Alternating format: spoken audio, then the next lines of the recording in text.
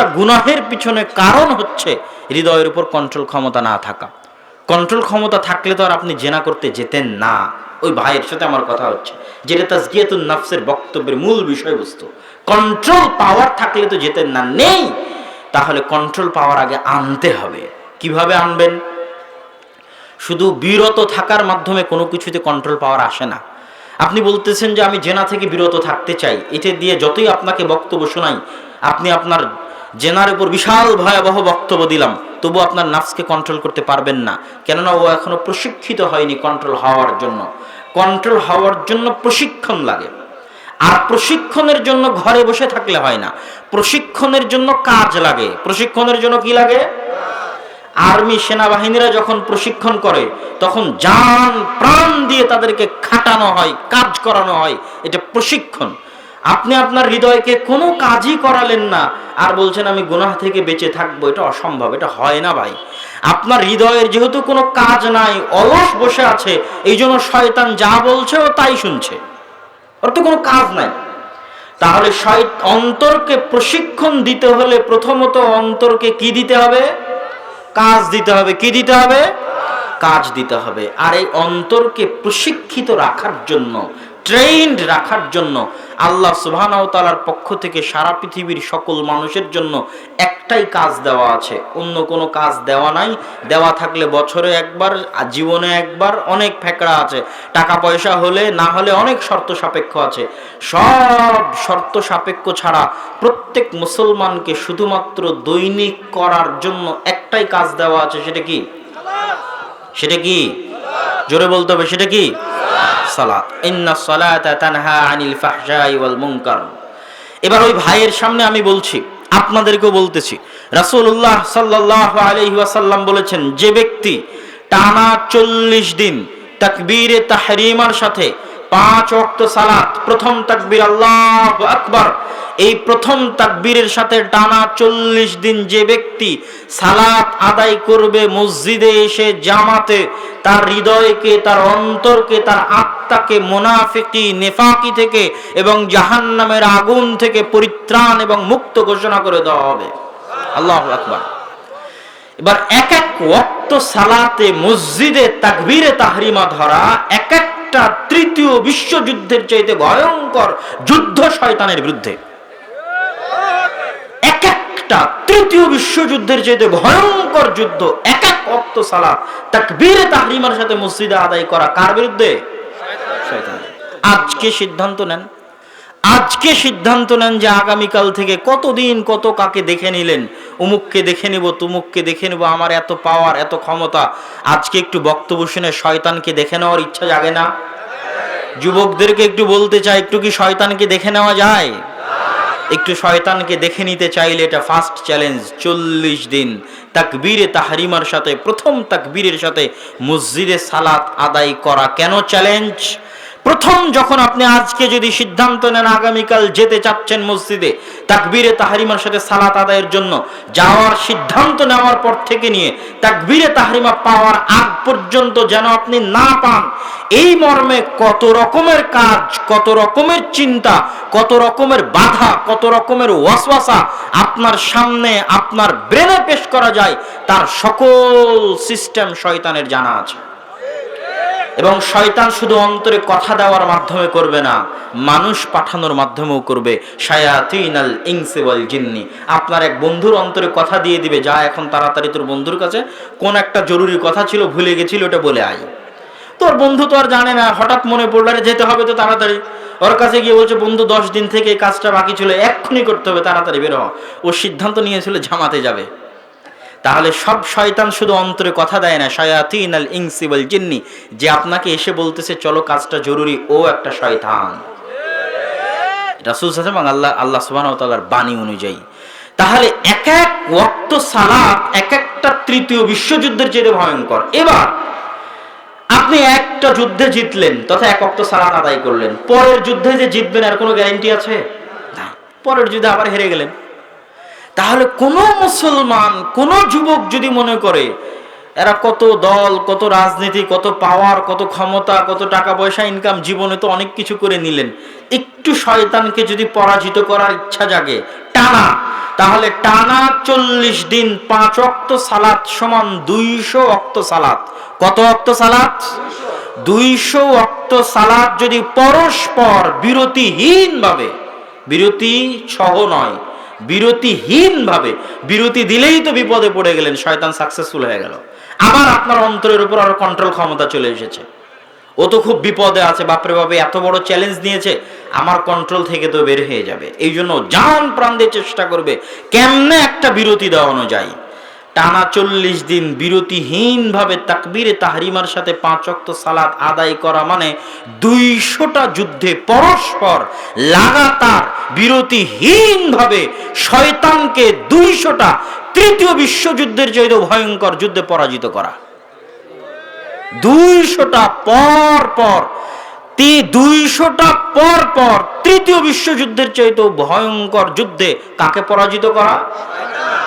এবার যদি পর পর 200 বার শয়তানকে পরাজিত করে ফেলেন, এবার আপনার অন্তরের উপর আপনার নিজের কিছু কন্ট্রোল প্রতিষ্ঠা হয়েছে। আলহামদুলিল্লাহ বলেন। আর যদি না পারেন, তাহলে এখনো অন্তর কার কন্ট্রোলে আছে? এখনো শয়তান যা বলছে আপনি তাই শুনতেছেন, সবাই, আমি আপনি সবাই। কিন্তু যখন এই চ্যালেঞ্জে একবার জিতে যাবেন, তখন শয়তানের জন্য কঠিন হবে। যে কাজের কথাই বলুক না কেন, আপনার অন্তর প্রশিক্ষিত হয়ে গেছে। ও শয়তানের বিরুদ্ধে যুদ্ধ করা শিখে গেছে। ও কোশ্চেন উঠাবে, প্রশ্ন উঠাবে, আমার কি এটা করা ঠিক, আমার কি এটা করা উচিত। ও আর একদম অন্ধের মতো করতে থাকবে না। কেন? ও শয়তানের বিরুদ্ধে যুদ্ধ করা শিখে গেছে। তাহলে শয়তানের বিরুদ্ধে যুদ্ধ এবং তাজকিয়াতুন নাফস, অন্তরকে শয়তানের কবল থেকে বাঁচানোর জন্য দ্বিতীয় বড় কাজ কি? প্রথম চ্যালেঞ্জ যুবকদের জন্য, অন্তত নিম্নপক্ষে কয়দিন? 40 দিন তাকবীরে তাহরিমার সাথে সালাত আদায় করতে হবে। কোথায় গিয়ে? জামাতে, মসজিদে গিয়ে। আল্লাহ সুবহানাহু ওয়া তাআলা আমাদের সবাইকে তৌফিক দিক, আল্লাহুম্মা আমিন। তৃতীয় জরুরি কাজ, এই তৃতীয় কাজ বলার আগে একটু আপনাদের ইশারা দিয়ে নিই। তৃতীয় কাজ করাটাও আমাদের একটা জরুরি কাজ তাজকিয়াতুন নাফসের জন্য। তার আগে একটু ইশারা দিই। এই সালাতের মতো ইসলামের যত হুকুম আহকাম আছে, সব হুকুম আহকাম মূলত আমাদের আত্মাকে পরিষ্কার রাখার জন্য দেওয়া হয়েছে। প্রত্যেকটা হুকুম আহকাম, যেমন সিয়াম, রমাজান মাসে একবার আসবে, এটাও হৃদয়কে প্রশিক্ষণ দেয়। না খাওয়া হবে না, না গুনাহ করা হবে না, 30 দিন চ্যালেঞ্জ, খেও না, গুনাহ করিও না। এটাও অন্তরকে প্রশিক্ষণ দেয় গুনাহ থেকে বিরত থাকার জন্য, ক্ষুধা সহ্য করার জন্য, লোভ লালসা কমানোর জন্য, আল্লাহর আনুগত্যে টিকে থাকার জন্য, শয়তানের বিরুদ্ধে যুদ্ধ করার জন্য। এই জন্য বলা হয়েছে লাআল্লাকুম তাত্তাকুন, যেন তোমরা তোমাদের হৃদয় পরহেজগার হতে পারে, তোমাদের হৃদয়ের উপর তোমাদের কন্ট্রোল ক্ষমতা থাকে, তোমরা সব শয়তানের গোলাম যেন না হয়ে যাও। এই জন্য তারপরে দেখেন যাকাতের কথা। যাকাতের ক্ষেত্রে আল্লাহ সুবহানাহু ওয়া তাআলা বলছেন, যারা যাকাত দিল তারা তাদের হৃদয়কে পরিষ্কার করলো। যাকাত দিলাম টাকা দিয়ে, হৃদয় পরিষ্কার হয় কেমনে? যাকাত দিলাম টাকা দিয়ে, অন্তর কেমনে পরিষ্কার হয়? সম্পর্ক আছে অন্তরের সাথে। পকেট থেকে টাকা বের হতে অন্তরের উদারতা লাগে। অন্তরের কি লাগে? যেই সমস্যার কারণে যাকাত দিচ্ছে না, ওটা মনের সমস্যা। ওটা কি শরীরের সমস্যার জন্য যাকাত দিচ্ছে না, না মনের সমস্যার জন্য যাকাত দিচ্ছে না? ফকির হয়ে যাবে, টাকা কমে যাবে, এই ভয় তো যাকাত দিচ্ছে না। তো এই সমস্যাটা কোথায়?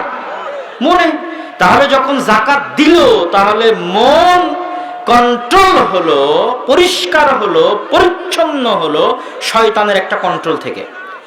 এইভাবে প্রত্যেকটা হুকুম আহকাম।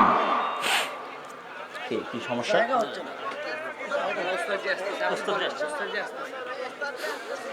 আচ্ছা আচ্ছা, ঠিক আছে, আসো।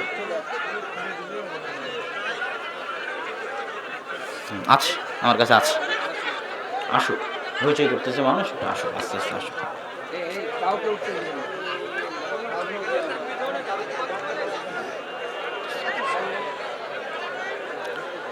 সম্মানিত উপস্থিতি,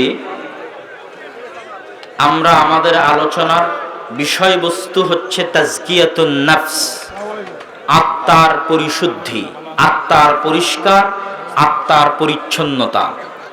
আমরা বক্তব্যে দেখেছি আমাদের এই আত্মা আসমান থেকে এসেছে, এই আত্মার উপর কন্ট্রোল ক্ষমতা আছে শয়তানের।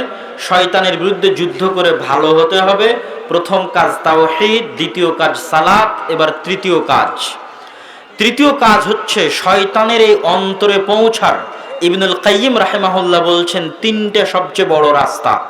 এই তিনটে রাস্তা দিয়ে শয়তান মানুষের অন্তরে দ্রুত পৌঁছতে পারে এবং দ্রুত মানুষকে জাহান্নামে নিয়ে যেতে পারে। তার মধ্যে এক নাম্বার, যেই রাস্তা দিয়ে শয়তান সবচেয়ে বেশি আদম সন্তানকে অতি সহজে, অনেক ইজি অ্যান্ড সিম্পল ওয়েতে, এত সহজে, এত ইজি এবং সিম্পল ওয়েতে আদম সন্তানকে জাহান্নামে নিয়ে যাওয়ার আর কোনো অস্ত্র শয়তানের হাতে নেই। সেই এক নাম্বার অস্ত্র হচ্ছে আমার এবং আপনার জিহ্বা। ইবনুল কাইয়িম রাহিমাহুল্লাহ বলছেন দ্বিতীয় চোখ, তৃতীয় কান, এই তিনটে জায়গা দিয়ে শয়তান পৌঁছে হৃদয় পর্যন্ত এবং ফাট করে জাহান্নামে নিয়ে চলে যায়। একদম সেকেন্ডে জাহান্নামে নিয়ে চলে যাবে। বলতে বলতে কোন কথা বলে ফেললেন, কার বিরুদ্ধে গীবত করলেন, কার বিরুদ্ধে অপবাদ দিলেন, কাকে গালি দিলেন, এই এক কথার হিসাব দিতেই কিয়ামতের মাঠে জাহান্নামে চলে গেলেন। সম্ভব না সম্ভব নয়? সম্ভব। তাহলে আপনার যেই জিনিসটার উপর সবচেয়ে দুর্বল কন্ট্রোল ক্ষমতা আছে সেটা কি বলতে হবে? সেটা কি? জিহ্বা। মানুষের কন্ট্রোল ক্ষমতাই নাই যেই জিনিসের উপর, করতেই পারে না কন্ট্রোল, পরিপূর্ণ শয়তানের কন্ট্রোলে। যেটা বলতে বলছে ওটা বলছে, যাকে গালি দিতে বলছে ওকে গালি দিচ্ছে, যার গীবত করতে বলছে তার গীবত করছে, উইদাউট এনি কন্ট্রোল। মুখে যা আসছে তাই বলাতে পারছে, অতি সহজে জাহান্নামে নিয়ে যেতে পারছে। সেটা কি? জিহ্বা। খুব ভয়ঙ্কর অস্ত্র শয়তানের, জাহান্নামে নিয়ে যাওয়া। এই জন্য ইবনুল কাইয়িম রাহিমাহুল্লাহ বলছেন শয়তানের বিরুদ্ধে যুদ্ধ করে অন্তর পরিষ্কার করতে চাইলে এবং জান্নাতে যেতে চাইলে তৃতীয় কাজ হচ্ছে লিসানুন যাকির। শয়তানের বিরুদ্ধে এটা আরেকটা ভয়ঙ্কর যুদ্ধ, সেটা হচ্ছে জিহ্বাকে বানাতে হবে আল্লাহর নাম স্মরণকারী। আল্লাহু আকবার। যেই জিহ্বা রাত দিন মানুষের গালি দেয়, রাত দিন মানুষের গীবত করে, রাত দিন মানুষকে অপবাদ দেয়, ওই জিহ্বাকে কি বানাতে হবে? কথা বলেন, কি বানাতে হবে? আল্লাহর নাম স্মরণকারী, লিসানুন যাকির। আল্লাহর নাম উচ্চারণ করতে পারে সময়ে সময়ে, ধাপে ধাপে, প্রত্যেক পদক্ষেপে এরকম প্রশিক্ষণ দিতে হবে জিহ্বাকে, তাহলে শয়তান পরাজিত। একে তো শয়তান পারছে না আপনাকে দিয়ে গীবত করাতে, একে তো শয়তান পারছে না আপনাকে দিয়ে গালি দেওয়াতে, দ্বিতীয়ত আপনি আবার শয়তানের বিরুদ্ধে যুদ্ধ করতে করতে এমন প্রশিক্ষিত হয়ে গেছেন প্রত্যেক ধাপে ধাপে আপনি জিকির করেন, তাহলে তো শয়তান শেষ, তার তো মাথা ব্যথা। ভয়ঙ্কর ব্যাপার। এইবার দেখেন প্রত্যেক ধাপে ধাপে যে জিকির করতে হবে, আল্লাহর নাম নিতে হবে, তার এত ব্যবস্থাপনা রাসূল সাল্লাল্লাহু আলাইহি ওয়াসাল্লাম ইসলামে দিয়েছেন। এই প্রত্যেকটা ব্যবস্থাপনা শয়তানের বিরুদ্ধে একটা যুদ্ধ। যেমন আপনি যখন বাড়িতে প্রবেশ করবেন, আল্লাহ রাসূল কি বলছেন? ইযা দাখালা আহাদুকুম ফি বাইতিহি, যখন তোমাদের কেউ বাড়িতে প্রবেশ করবে, আলাম ইয়াজকুর ইসমাল্লাহ, এবং আল্লাহর নাম আসসালাম যদি না নেয়, সালাম শান্তি, পৃথিবীর সকল শান্তি নিরাপত্তা আল্লাহর পক্ষ থেকে আসে। বাড়িতে প্রবেশ করার সময় আসসালামু আলাইকুম যদি না বলে, শয়তান বলবে এই বাড়ি মাবিতুকুম, এই বাড়ি তোমাদের থাকার জায়গা, এই বাড়ি আশাউকুম, তোমাদের খাবারের জায়গা, এখানে থাকো, খাও, আড্ডা দাও। আর যদি ঢোকার সময় বলে আসসালামু আলাইকুম, যদি আল্লাহর নাম উচ্চারণ করে, শয়তান বলবে লা মাবিতা লাকুম ওয়ালা আশা লাকুম, এই বাড়িতে তোমাদের কোনো থাকার জায়গা নাই, কোনো খাওয়ার জায়গা নাই। দিলেন সালাম। আর রাসূল সাল্লাল্লাহু আলাইহি ওয়াসাল্লাম এই সালামকে সম্পৃক্ত করলো কার বিরুদ্ধে? জোরে বলতে হবে, কার বিরুদ্ধে? শয়তানের বিরুদ্ধে। খেতে বসলেন, রাসূল সাল্লাল্লাহু আলাইহি ওয়াসাল্লাম বলেন ইযা আকালা আহাদুকুম ওয়া লাম ইয়াযকুর ইসমাল্লাহ ইয়াকুলু মা'আহু শাইতান, যে খেতে বসলো কিন্তু বিসমিল্লাহ বললো না, ওর সাথে শয়তান খাবে। খেতে বসলো, বিসমিল্লাহ বললো, শয়তানের খাওয়া বন্ধ। তাহলে আপনার জীবনের প্রতিটা পদক্ষেপের একটা পদক্ষেপ বাড়িতে প্রবেশ করা, একটা পদক্ষেপ বাড়ি থেকে বের হওয়া, আপনার জীবনের প্রত্যেক 24 ঘন্টার একটা কাজ খাওয়া, একটা কাজ পান করা, এই প্রত্যেক ধাপে ধাপে শয়তান আপনার শরীরে প্রবেশ করতে পারে, আপনার অন্তরে প্রবেশ করতে পারে। আর এই প্রত্যেক ধাপে ধাপে আল্লাহ রাসূল জিকির শিখিয়েছে, আল্লাহর নামের উচ্চারণ শিখিয়েছে। এই জিহ্বা দিয়ে শয়তান নিয়ে যাবে জাহান্নামে। আর রাসূল সাল্লাল্লাহু আলাইহি ওয়াসাল্লাম বলছে প্রতি ধাপে ধাপে আল্লাহর নাম উচ্চারণ করো আর শয়তানের বিরুদ্ধে যুদ্ধ করতে করতে জান্নাতে যাওয়ার রাস্তা সহজ করো। এমন কোনো দোয়া নেই, আপনি আইনে রাসূল দোয়া অধ্যায় বই যদি এখান থেকে যাওয়ার সময় নিয়ে যান, প্রত্যেকটা দোয়া পড়লে দেখবেন এমন কোনো দোয়া নাই যে প্রত্যেক দোয়া রাসূল সাল্লাল্লাহু আলাইহি ওয়াসাল্লাম সম্পৃক্ত করেছেন শয়তানের বিরুদ্ধে। এই দোয়া পড়লে এই প্রত্যেকটা সময় শয়তানের বিরুদ্ধে। কেউ যদি সাংসারিক জীবনে যায় এই দোয়া পড়ে শয়তানের বিরুদ্ধে। কেউ যদি বাড়ি থেকে বের হয় এই দোয়া পড়ে শয়তানের বিরুদ্ধে। কেউ যদি বাথরুমে প্রবেশ করে আল্লাহুম্মা ইন্নী আউযু বিকা মিনাল খুবুসি ওয়াল খাবাইস বলে এই দোয়া পড়ে শয়তানের বিরুদ্ধে। জীবনের প্রত্যেকটা ধাপে ধাপে দোয়া শিখানোর মাধ্যমে, জিকির শিখানোর মাধ্যমে শয়তানের বিরুদ্ধে যুদ্ধ ঘোষণা করা হয়েছে। কেউ যদি 5 ওয়াক্ত সালাতের পাশাপাশি প্রতি ধাপে ধাপে জিকিরে অভ্যস্ত হয়, বাড়িতে প্রবেশ করার সময় বলল আসসালামু আলাইকুম ওয়া রাহমাতুল্লাহ, বাড়ি থেকে বের হওয়ার সময় বলল আসসালামু আলাইকুম ওয়া রাহমাতুল্লাহ, খাওয়ার সময় বলল বিসমিল্লাহ, খাওয়া শেষে বলল আলহামদুলিল্লাহ, বাড়ি থেকে বের হওয়ার সময় বলল বিসমিল্লাহি তাওয়াক্কালতু আলাল্লাহ লা হাওলা ওয়ালা কুওয়াতা ইল্লা বিল্লাহ, গাড়িতে ওঠার সময় বলল সুবহানাল্লাযী সাখখারা লানা হাযা ওয়া মা কুন্না লাহু মুকরিনিন ওয়া ইন্না ইলা রাব্বিনা লামুনকালিবুন, টয়লেটে প্রবেশ করে বলল আল্লাহুম্মা ইন্নী আউযু বিকা মিনাল খুবুসি ওয়াল খাবাইস, টয়লেট থেকে বের হয়ে বলল গুফরানাকা। এইভাবে ঘুম থেকে ঘুমানোর সময়, ঘুম থেকে ওঠার সময়, জীবনের প্রত্যেকটা ধাপে ধাপেও যদি আল্লাহর নাম স্মরণ করে তাহলে আর এই পুরো শরীরের বাইরে, এই পুরো বডির বাইরে শয়তানের বিরুদ্ধে এমন দুর্গ, এমন বুদ্ধ, এমন বর্ম তৈরি হয় যে পৃথিবীর কোনো শয়তানি শক্তি, কোনো বদনজর, কোনো জাদু, কোনো টোনা, শয়তানের কোনো ওয়াসওয়াসা, কোনো কিছুই এই বিশাল দুর্গকে ভেদ করে মানুষের হৃদয়ে পৌঁছতে পারে না, পারা অসম্ভব। কোশ্চিন কালো শয়তানের পক্ষে সম্ভব নয়। যেই জিহ্বা লিসানুন যাকির ওই ব্যক্তির হৃদয়ে পৌঁছে তার অন্তরে ওয়াসওয়াসা দিবে, মানুষের বদনজর, কুনজর, কুদৃষ্টি, জাদুটোনা কাজে লাগবে, এটা ওই ব্যক্তির পক্ষে সম্ভব নয়। কেননা সে বিশাল দুর্গ তৈরি করেছে আল্লাহর জিকির দিয়ে। এবং রাসূল সাল্লাল্লাহু আলাইহি ওয়াসাল্লামের হাদিসে দলিল আছে, বাস্তবে দলিল আছে।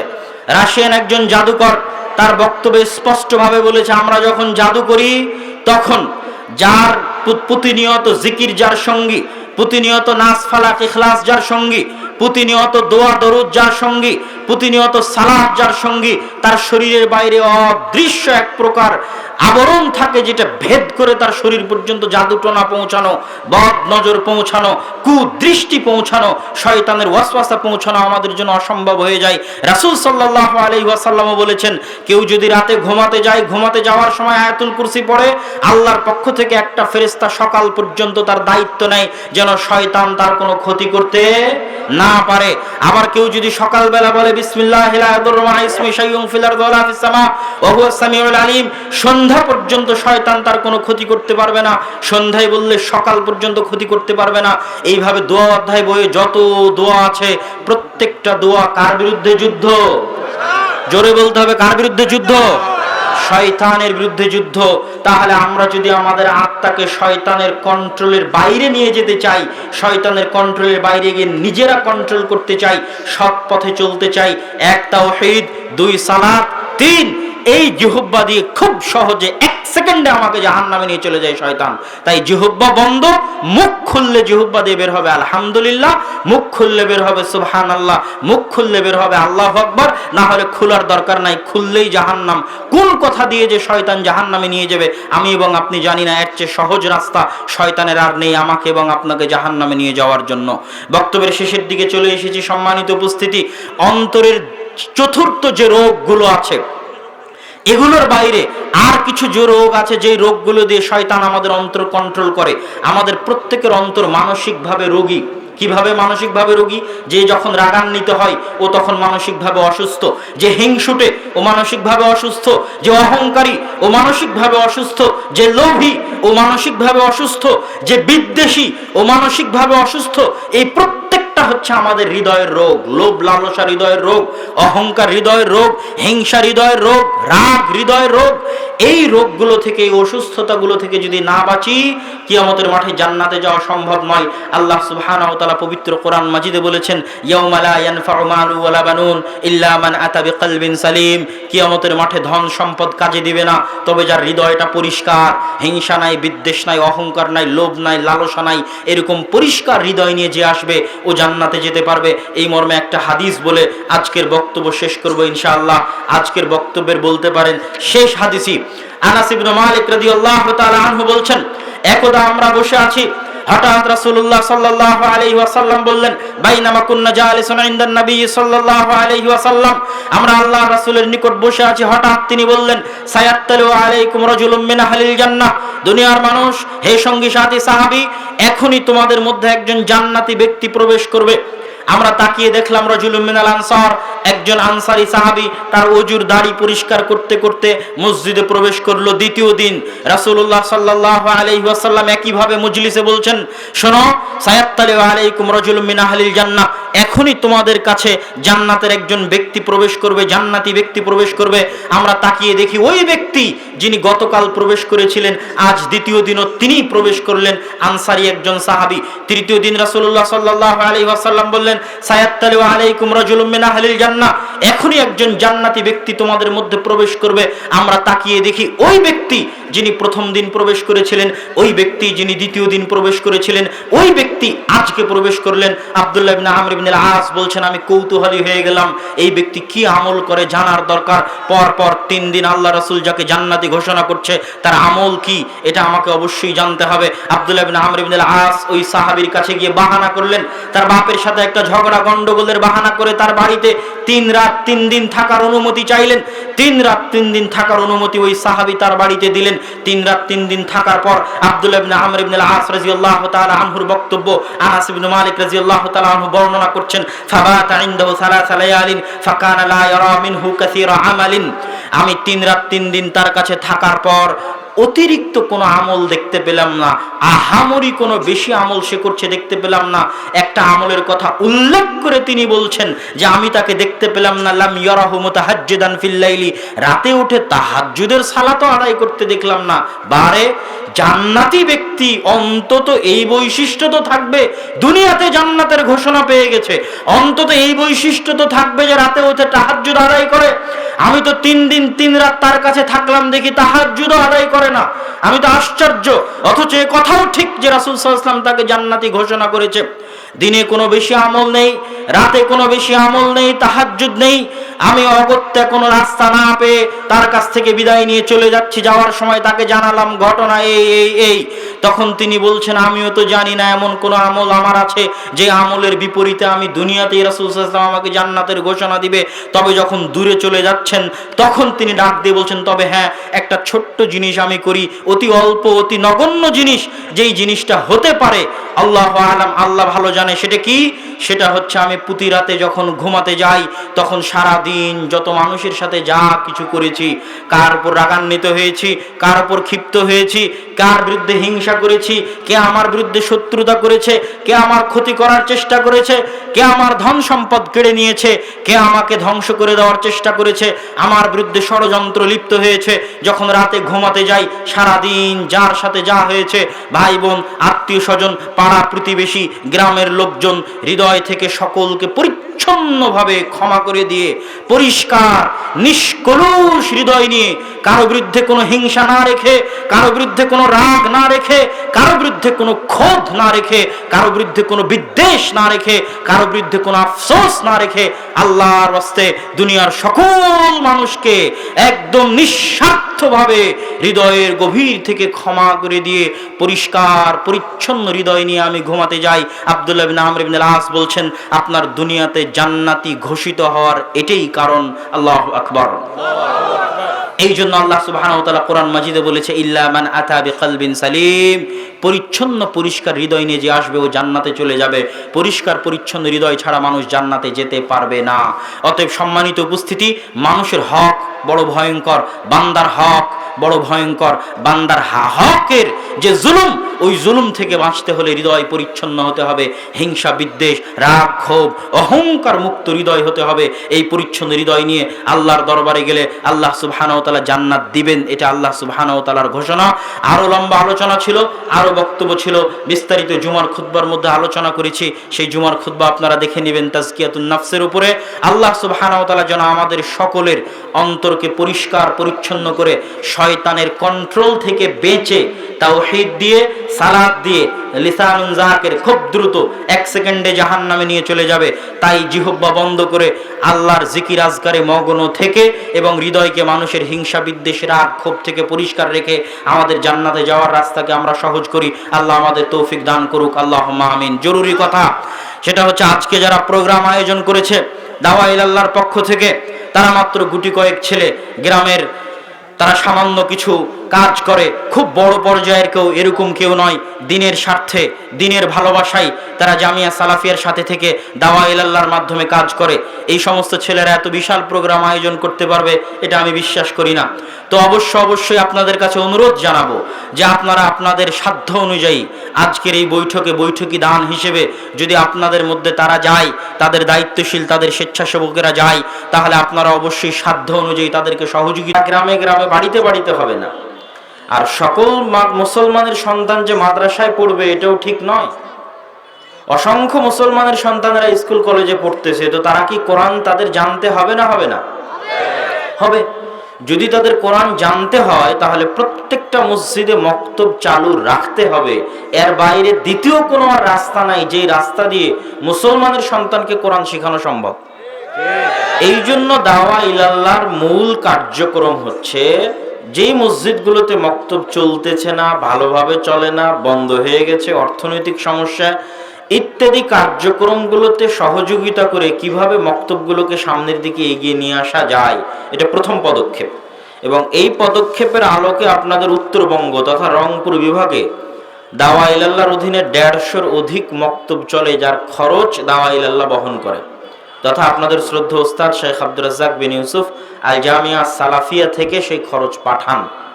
আপনাদের এই অঞ্চলেও আমার জানা মতে 10 থেকে 15টা মক্তব চলে, 26টা মক্তব চলে আপনাদের এই অত্র অঞ্চলেও। এই 26টা মক্তবের খরচও প্রতি মাসে আল জামিয়া সালাফিয়া ডাঙ্গিপাড়া পবা রাজশাহী থেকে পাঠানো হয়। এবং আগামী রমজানে আরো নতুন 100টি মক্তব আমরা উদ্বোধন করব ইনশাআল্লাহ। এবং আমাদের একটাই স্বপ্ন, আমাদের একটাই চাওয়া যে আমরা সারা বাংলাদেশের কোনো মসজিদ, হানাফি আহলে হাদিস দিয়ে কথা নয়, সারা বাংলাদেশের কোনো মসজিদে যেন মক্তব বন্ধ না থাকে। এটা শুধু একজন দিয়ে হবে, আব্দুর রাজ্জাক বিন ইউসুফ দিয়ে হবে, আর কাউকে দিয়ে হবে না। এখানে প্রত্যেক যে মানুষ বসে আছে তারা সবাই কোনো না কোনো মসজিদের সাথে সম্পৃক্ত। প্রত্যেক মানুষকে নিজেকে জিজ্ঞেস করা উচিত, আমি কি কোরআন পড়া জানি? যদি কোরআন পড়া না জানি তাহলে সবই বৃথা। ইসলামের সবচেয়ে বড় গুরুত্বপূর্ণ জিনিস হচ্ছে কোরআন পড়তে পারা। এটা আল্লাহ সুবহানাহু ওয়া তাআলা সকল মানুষের জন্য পাঠিয়েছে, হুদাল লিন-নাস। এবং আসমানের নিচে জমিনের উপরে সরাসরি আল্লাহর সাথে সম্পৃক্ত কিছুই নেই পৃথিবীতে পবিত্র কোরআন ছাড়া। যে বাড়িতে কোরআন পড়া হয় সেই বাড়িতে বরকত অবতীর্ণ হয়, যেখানে কোরআন নাই ওই বাড়ি কবরের চেয়ে অন্ধকার।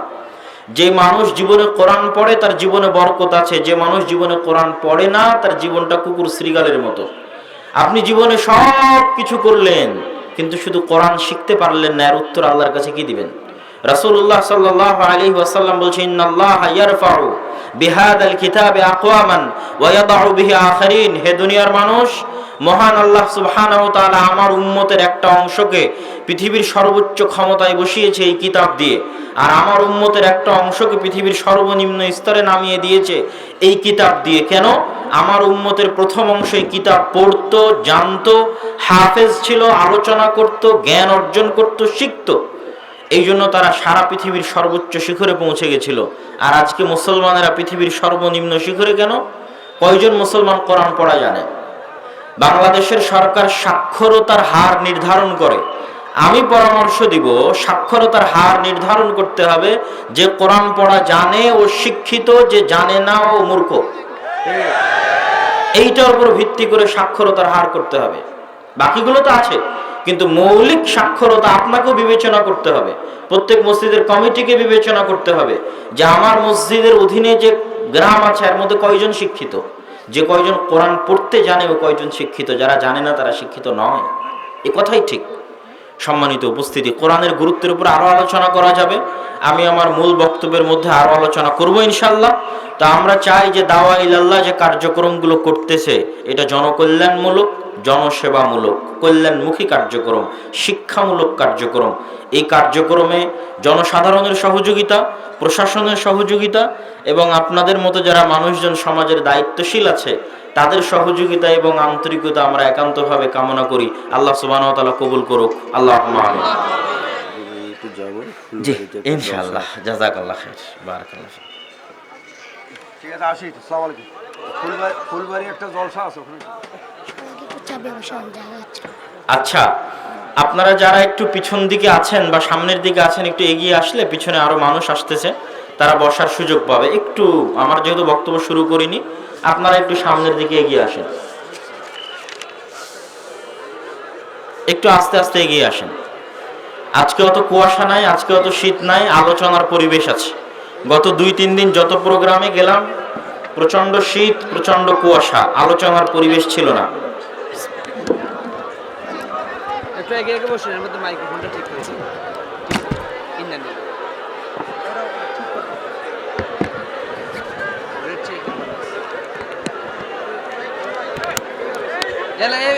বাস মারা হওয়া যাবে না, স্বেচ্ছাসেবী আছে।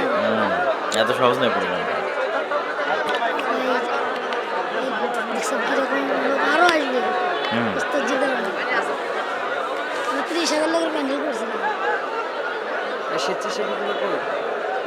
জি, সম্মানিত উপস্থিতি,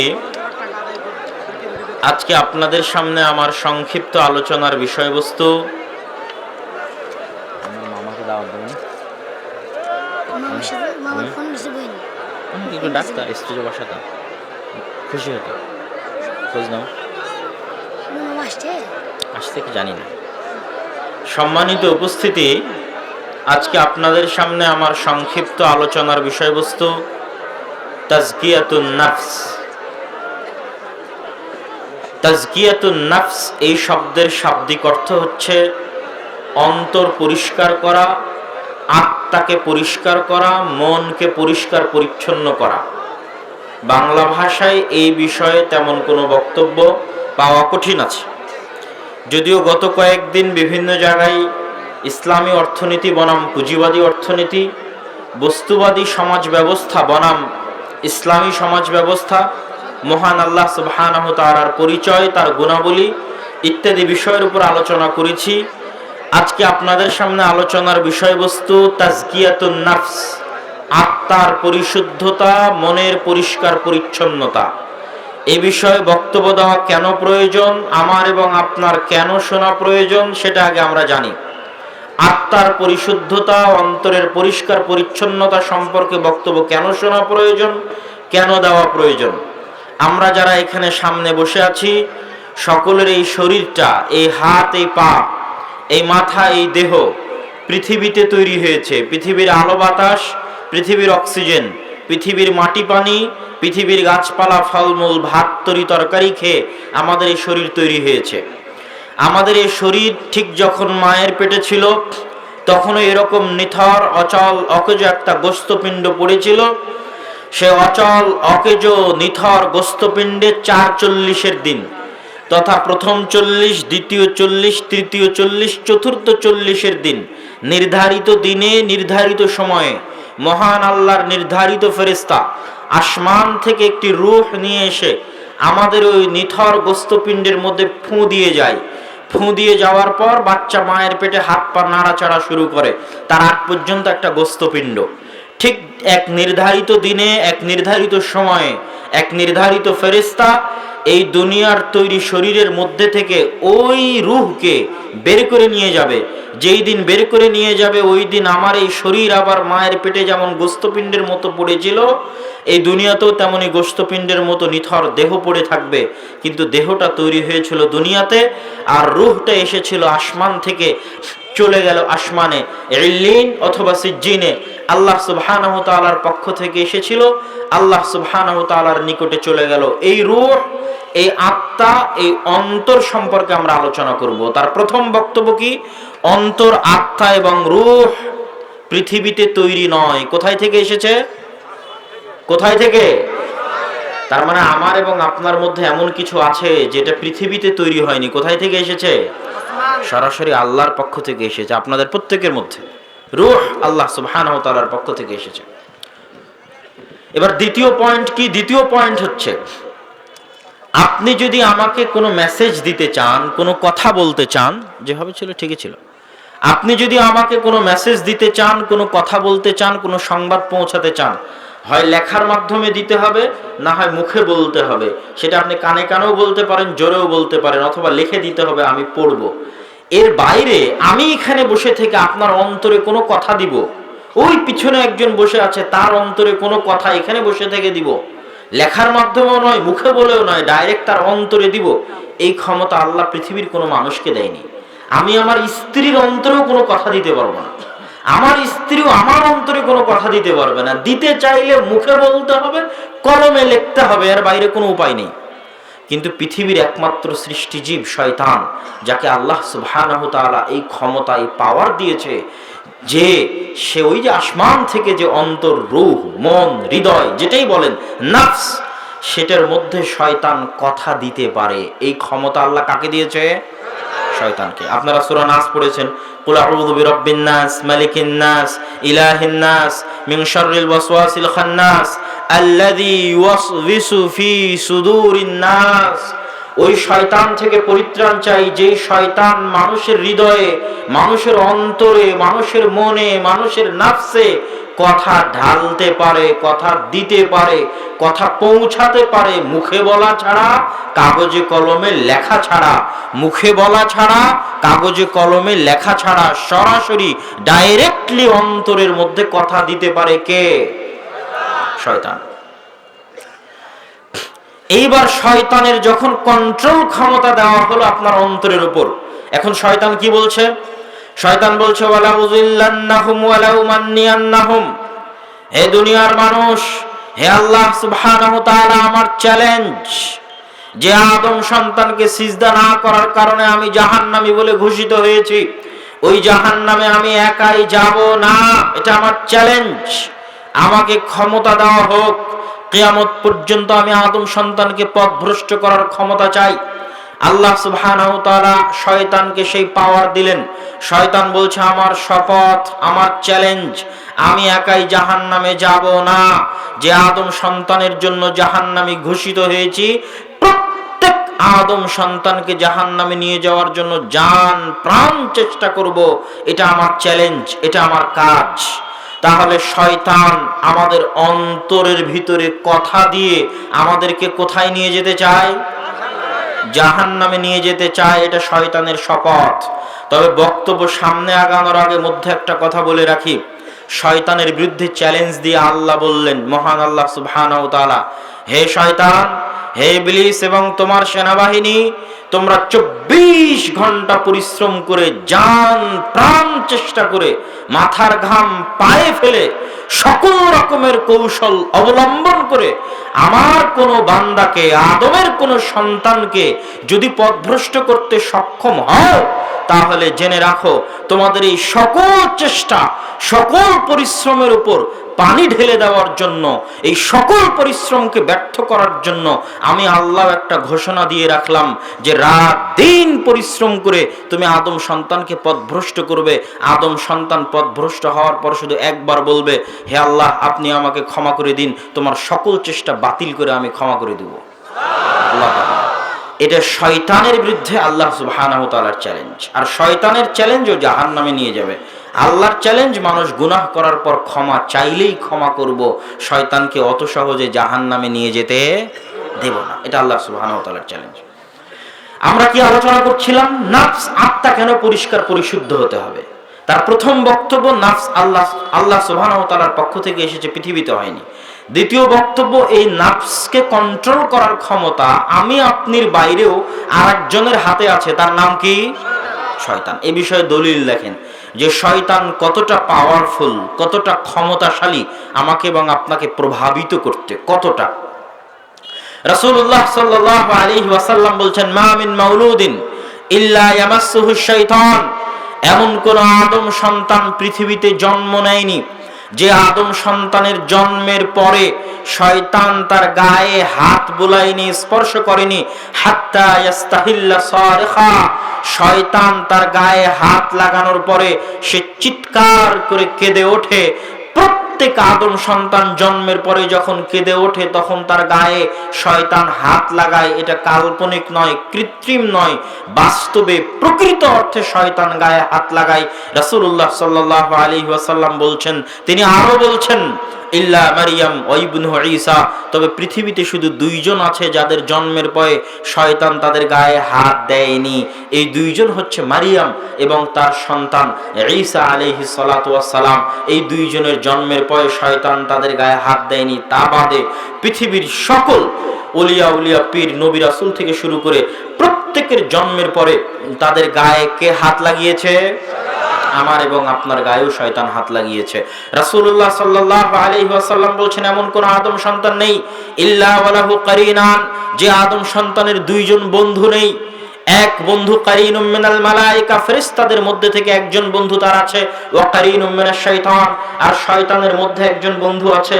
আমার একজন শয়তান বন্ধু আছে, আমার একজন ফেরেশতা বন্ধু আছে, আপনাদের প্রত্যেকের একজন শয়তান বন্ধু আছে, একজন ফেরেশতা বন্ধু আছে। প্রত্যেক খারাপ কাজের কথা ওই শয়তান আপনার অন্তরে দেয়।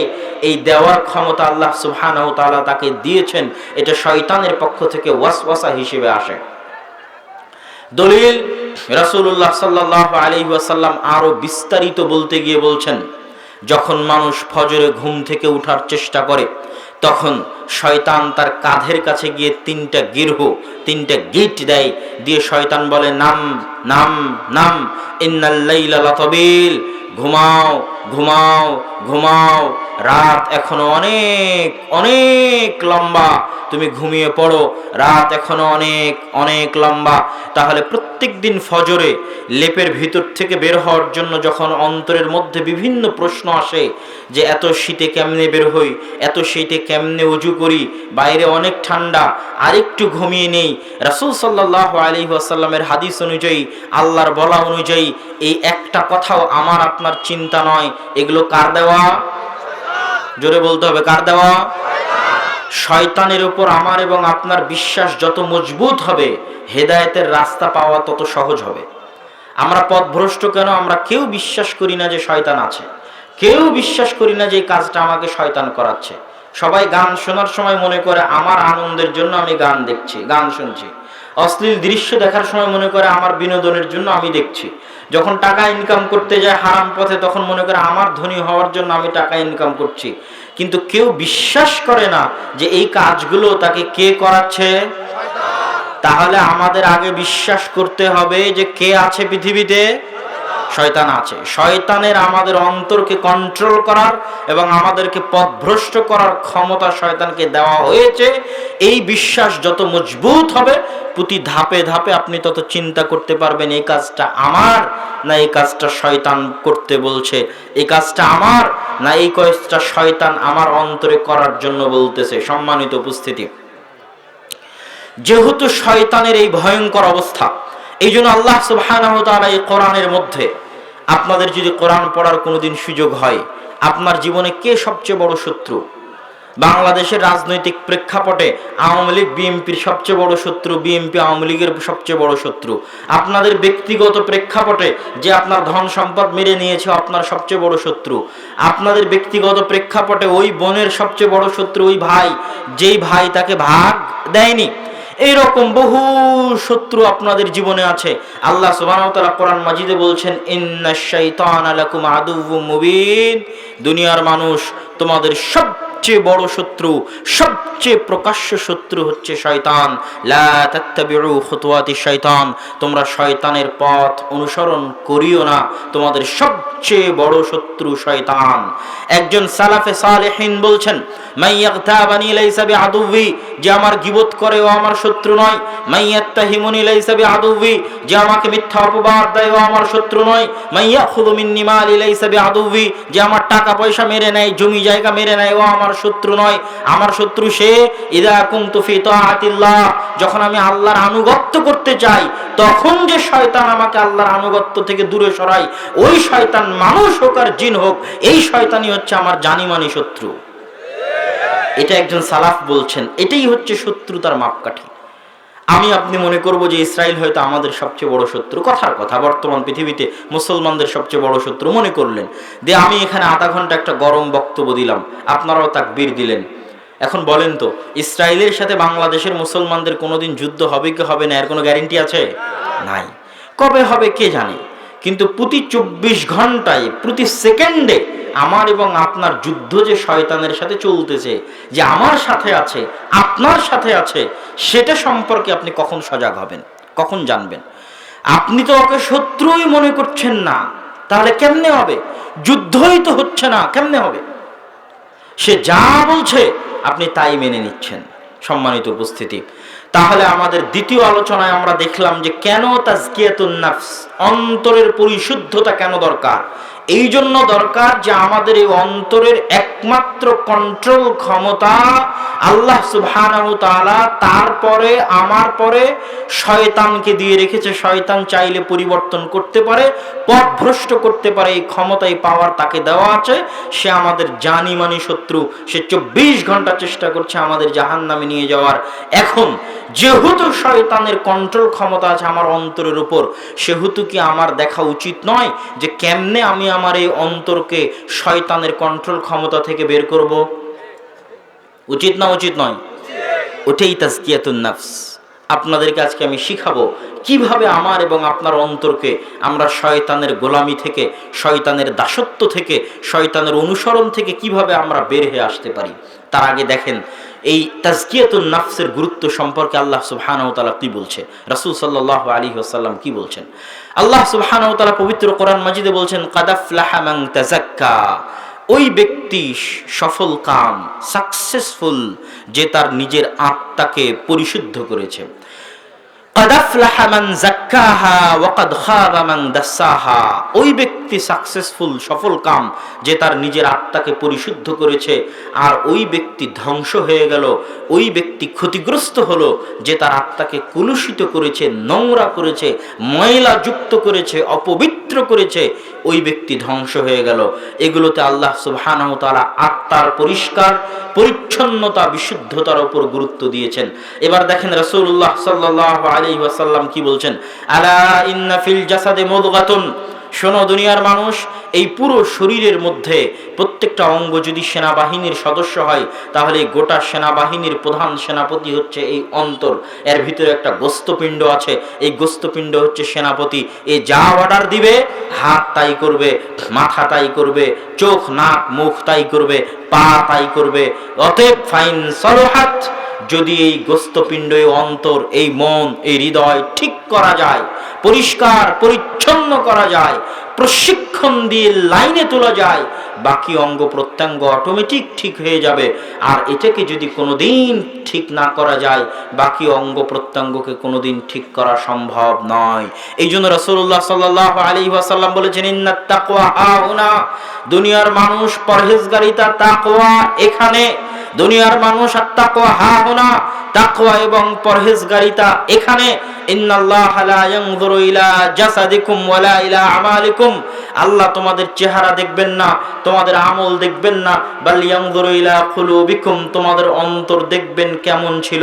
এই জন্য আল্লাহ সুবহানাহু ওয়া তাআলা অন্তরের কথা বলতে গিয়ে বলেছেন যে এদের চোখ নাক কান এগুলো অন্ধ নয়, ওয়ালাকিন, বরং অন্ধ তাদের অন্তর, তাদের হৃদয়। খাতামাল্লাহু আলা কুলুবিহিম, তাদের হৃদয়কে আল্লাহ সুবহানাহু ওয়া তাআলা তালাবদ্ধ করে দিয়েছেন, মোহর মেরে দিয়েছেন। বাল আলা কুলুবিহিম আকফালুন, তাদের হৃদয়ে তালা মারা আছে, মোহর মারা আছে। এই প্রত্যেকটা আয়াতে আল্লাহ সুবহানাহু ওয়া তাআলা অন্তরের কথা বলেছেন, হেদায়েতের জন্য, সঠিক পথ পাওয়ার জন্য, পথভ্রষ্টতার জন্য, সকল কিছুর জন্য আল্লাহ এবং তার রাসূল আমাদের এই হৃদয়, এই অন্তর, এই মনের কথা বলেছেন। তাহলে সবকিছু এটার উপর নির্ভর করছে। অতএব এটাকে পরিষ্কার করা, পরিচ্ছন্ন করা, প্রশিক্ষণ দেওয়াই হচ্ছে সিরাতে মুস্তাকিমে চলার একমাত্র নাজাত পাওয়ার রাস্তা। সম্মানিত উপস্থিতি, আমরা কিভাবে আমাদের অন্তরকে পরিষ্কার পরিচ্ছন্ন করব, পরিশুদ্ধ করব? প্রথম কাজ,